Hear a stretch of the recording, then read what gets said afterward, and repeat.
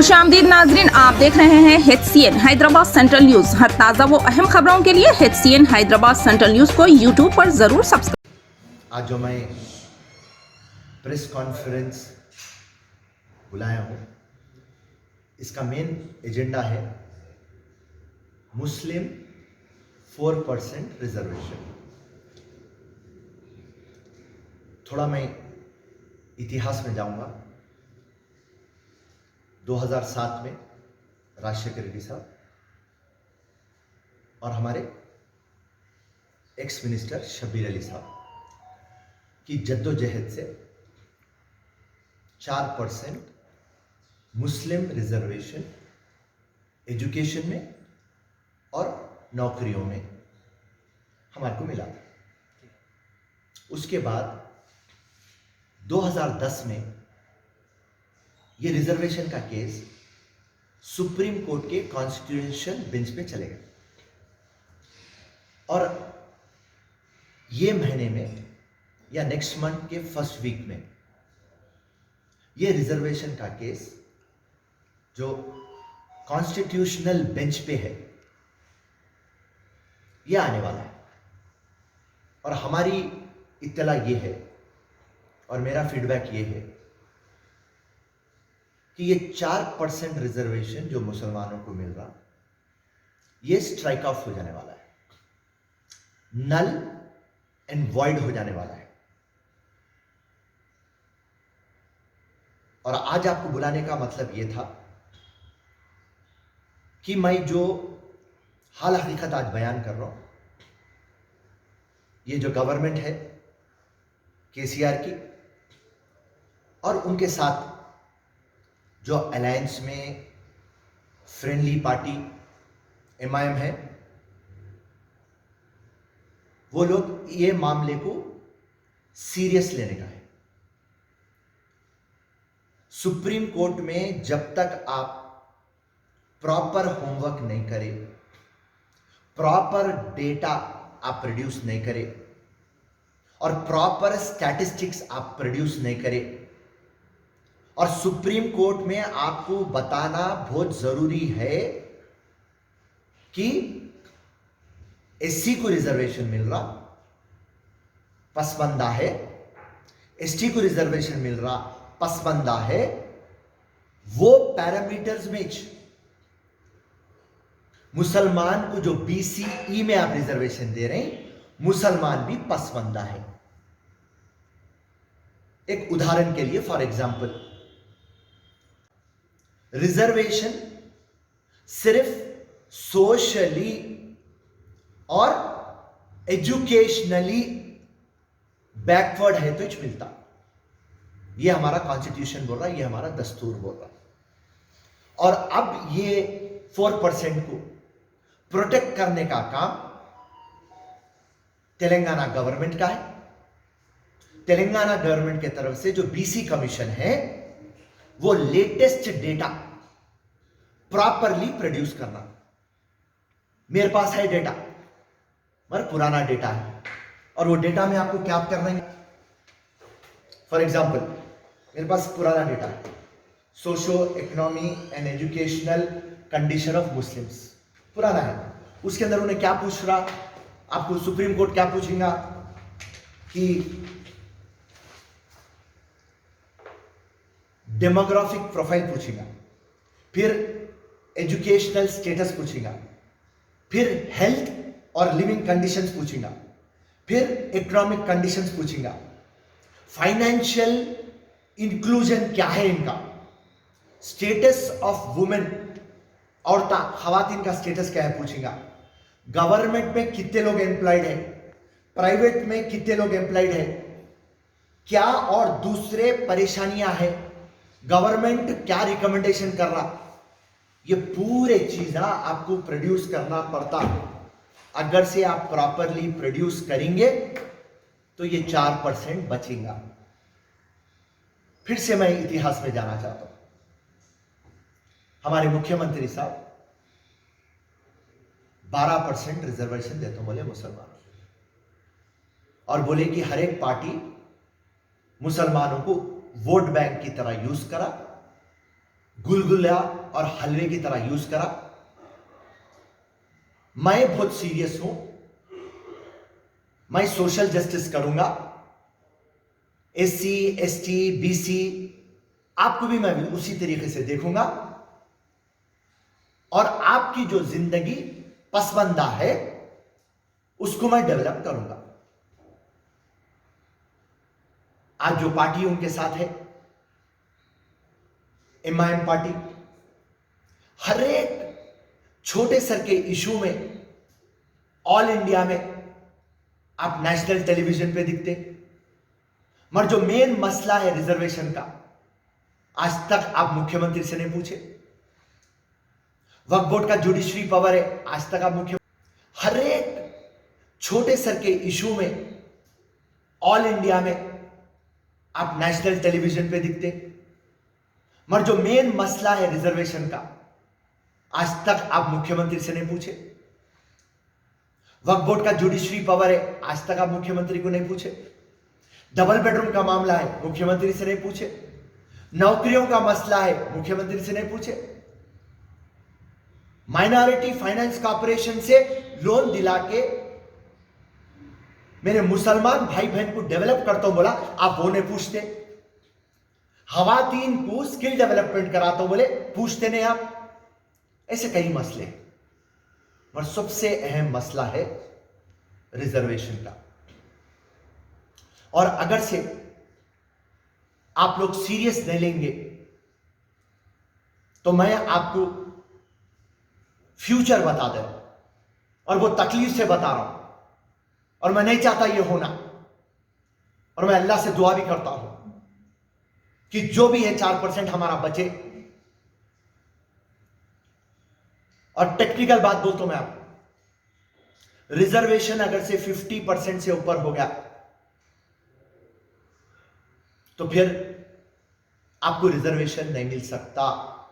आज क्या है, ओबीसी को 25%, एससी को 15%, एसटी को 6% था और मुस्लिम 4 था। टोटल कितना हो गया सब? 50। आज केसीआर साहब क्या करे, एसटी जो 6% था, मुख्यमंत्री को मालूम ये 4% जाने वाला है, इसके लिए एसटी रिजर्वेशन को 10% कर दिया। और मेरे इत्तला, मेरा इंफॉर्मेशन ये है, केसीआर और एमआईएम पार्टी जैसा 4% ये रिजर्वेशन चले जाएगा, ये लोग बीजेपी को तोहमत लगाएंगे। और कभी भी ये लोग ED, CBI, income tax, election commission, supreme court पूरे यूनियन गवर्नमेंट के अंडर है, उनको इन्फ्लुएंस कर रहे हैं, उनको औजार की तरह यूज कर रहे हैं। ये कभी भी ये लोग बक रहे हैं। आज केसीआर की और बीजेपी की लड़ाई सांप और मुंगूस की तरह हो गई।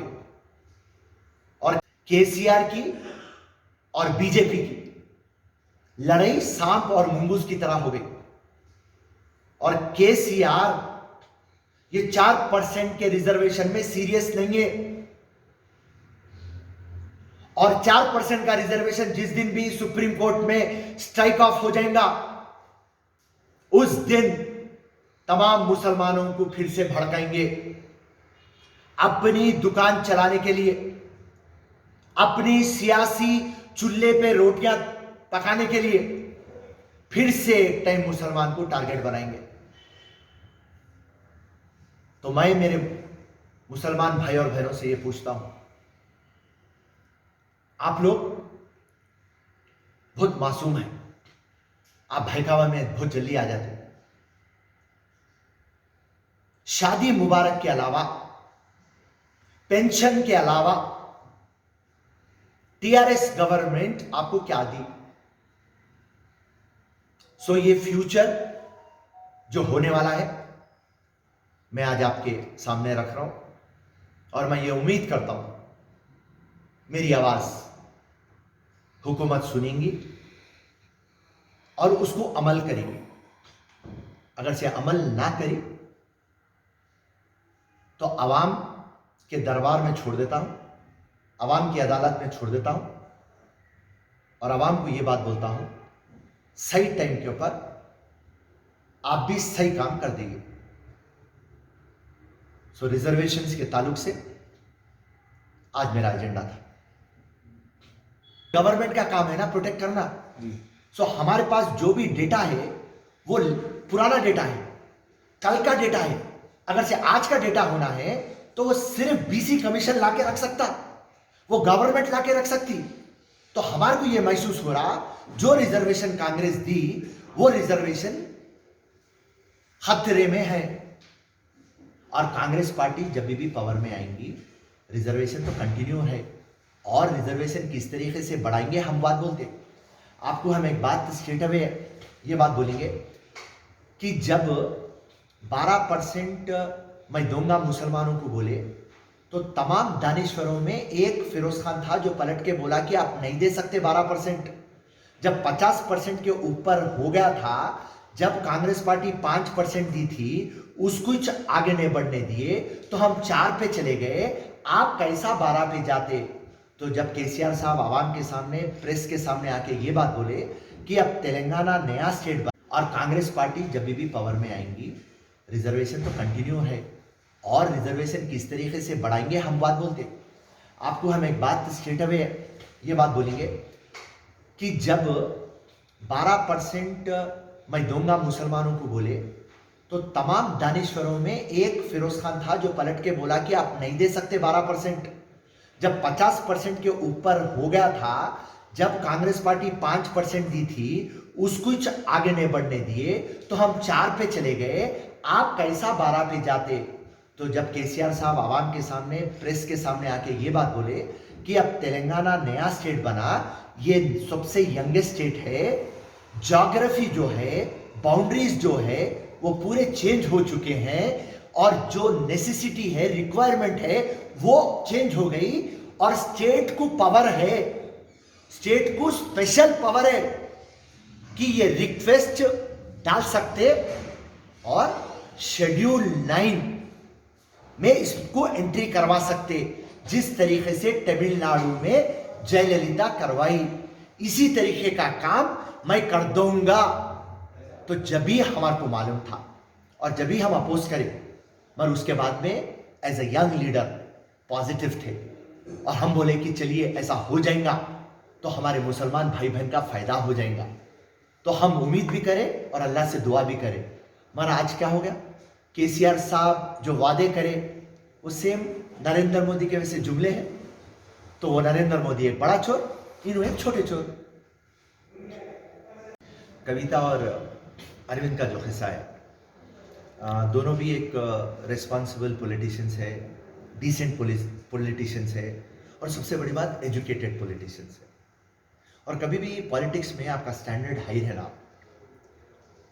और मैं कभी भी एक बात बोलता हूँ, एक आध टाइम पर्सनल हो गए तो बात अलग है, और पॉलिटिक्स में जब आप है इशू बेस्ड रहना। अगर से अरविंद कविता को कुछ बोला, कविता अरविंद को कुछ बोल रही और वो बात वायलेंस में टर्न हो रही, तो डेमोक्रेसी में और पार्लियामेंट फॉर्म ऑफ गवर्नमेंट में आप याद रखिए वायलेंस को स्पेस नहीं है। कानून को कोई हाथ में ले लेना। और एक कहावत है, 2 wrongs एक राइट नहीं करता। और जो लॉ मेकर्स हैं वो लॉ ब्रेकर्स नहीं बनता। लॉ मेकर अपने स्टैंडर्ड सेट करना। तो आज कविता आके चैनल में बोलती अरविंद को चौरस्ते पे चप्पल निकाल के मार दो, और अरविंद के घर पे जाके धरना तक अच्छा था, मगर घर में आप नहीं घुसना ना। आप एक खवातीन है, आपके लोग घर में घुसे, वहां पे उनकी माँ, वहां पे उनके काम करने वाले, आप किसके घर में कैसा घुसते? तो टोटली मैं यहाँ पे अरविंद राइट, कविता राइट, अरविंद रॉन्ग, कविता रॉन्ग मैं नहीं बोल रहा हूँ साहब, मगर मैं ये बात बोल रहा हूँ, आप कविता इतना तेईस में आने की क्या जरूरत है? आप बोलते कांग्रेस पार्टी के चीफ मल्लिकार्जुन खड़गे से आपकी बात हुई, कोई बोलता मल्लिकार्जुन खड़गे आपसे कई को बात करेंगे, और आप पलट के बोलते बीजेपी के लोग शिंदे जैसा महाराष्ट्र में करा वैसा तेलंगाना में आप करो बोल के बीजेपी वाले में को टच करे बोल के कविता बोलते। तो कविता कौन है? एक पॉलिटिशियन, एक लीडर, मुख्यमंत्री की बेटी। तो आपको बीजेपी वाले कौन टच करे, आप प्रेस को बुला के बोलिए मेरे को राम बोला, श्याम बोला, लक्ष्मण बोला, अशोक बोला, आप नाम लेंगे, या कम से कम आप सिट डाले ना वो एमएलए को खरीदने के ऊपर सिट कमेटी डाले, सिट के सामने बोलो कि आपको कौन बोले। और मेरे को सरप्राइज हो गया, कविता मुख्यमंत्री की बेटी, उसको बीजेपी वाले आके तुम शिंदे बनो बोल के क्यों बोलते, क्या जरूरत है? सो बीजेपी वाले आके तुम शिंदे बनो बोल के क्यों बोलते, क्या जरूरत है? सो एक क्या हो गया, हकीकत में आपको बोल रहा हूं, इशू के ऊपर पॉलिटिक्स नहीं हो रही आजकल, इशू बेस्ड नहीं है मामला। पॉलिटिक्स का मतलब क्या है? गवर्नमेंट और ऑपोजिशन इशू के ऊपर बात करना। तो जब बात पर्सनल हो जाएगी, और प्रेस को भी मैं इसमें खुसुरवा ठहराता हूं भाई, प्रेस वाले भी रियल इश्यूज के ऊपर कंसंट्रेट नहीं कर रहे, प्रेस वालों को भी टीआरपी की दीवानगी हो गई, और ये चिंदी चोर सब्जेक्टा है। कविता चप्पल मारता बोली, कविता के लोग वहां घुस जाना, कविता को इन्हें क्या बोलना, उन्हें क्या बोलना। कविता क्रिमिनल केस बुक करा सकती थी, कविता डिफेमेशन सूट फाइल कर सकती थी, कविता जाके मुख्यमंत्री को बोल सकती थी, हजारों चीज कर सकते थे आप। तो ये आपका फ्रस्ट्रेशन है, और ये पूरा ड्रामा चल रहा जैसा बाहुबली पिक्चर। आज भी पब्लिक को भी बोल रहा हूं भाई, पब्लिक को भी ड्रामा की आदत हो गई भाई, पब्लिक को भी। बाहुबली पिक्चर, केजीएफ, ऐसी एक पिक्चर, मुनगोड़ इलेक्शन चला परसों तक, चिंदी चोर इलेक्शन, चोर इलेक्शन, टीआरएस 200 करोड़ पे लगा रही, बीजेपी 200 करोड़ लगा रही, 1000 करोड़ वेलफेयर स्कीम चल रही, 84 टीआरएस के एमएलए, 15 टीआरएस के मिनिस्टर, शराब आई मेरे को देख के, चिकन मटन बांट रहे, शराब के बोतला बांट रहे। अरे मर्दों को शराब पीते हुए देखा था साहब, औरतें शराब पी रही। वाह रे वाह केसीआर, क्या बंगारू तेलंगाना, क्या सुनेगा तेलंगाना बना रहे साहब तुम, वाह रे वाह। तो ये पूरा पिक्चर चल रहा, प्रेस को आदत हो गई, पब्लिक को आदत हो गई, मुनगुड़ मूवी। उसके बाद आया वो मोइनाबाद, बीजेपी कहते आके ये बैगन के बाल के एमएलए को खरीदना। अरे वो 3 जने जो आए उनकी हैसियत है खरीदने की, पकड़ना था कम से कम 15, 20, 25, 30 करोड़ के सब पकड़ना था। आप बोल रहे हैं हमारे को खरीद रहे, कैसा सिंपल लॉजिक। कोई आके मेरे को बोलता सर्कल इंस्पेक्टर ये हमारे पैसे पूछ। ऐसे ही अहम खबरों से बाखबर रहने HCN हैदराबाद सेंट्रल न्यूज को YouTube पर सब्सक्राइब करें और बेल आइकन दबाना ना भूलें ताकि हर खबर आप तक पहुंचे।